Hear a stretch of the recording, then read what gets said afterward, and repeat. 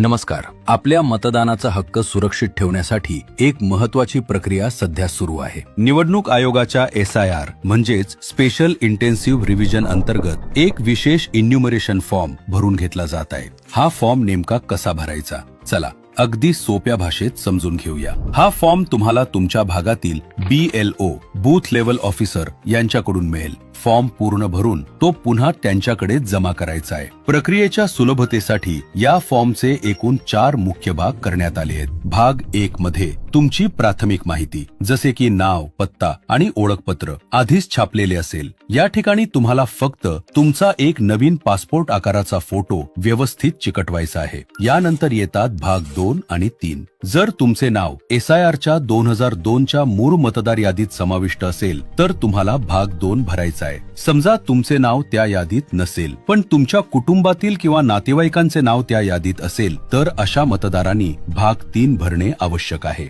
भाग 4 हा सर्वात महत्त्वाचा आणि जनरल माहितीचा भाग आहे जो प्रत्येक मतदाराला भरावाच लागेल. यामध्ये तुमची अचूक जन्मतारीख, आधार कार्ड क्रमांक, चालू मोबाईल नंबर आणि आई वडिलांचे नाव यांसारखी आवश्यक माहिती काळजीपूर्वक भरा. सर्व माहिती भरून झाल्यावर शेवटी तुमची स्वाक्षरी करायला विसरू नका.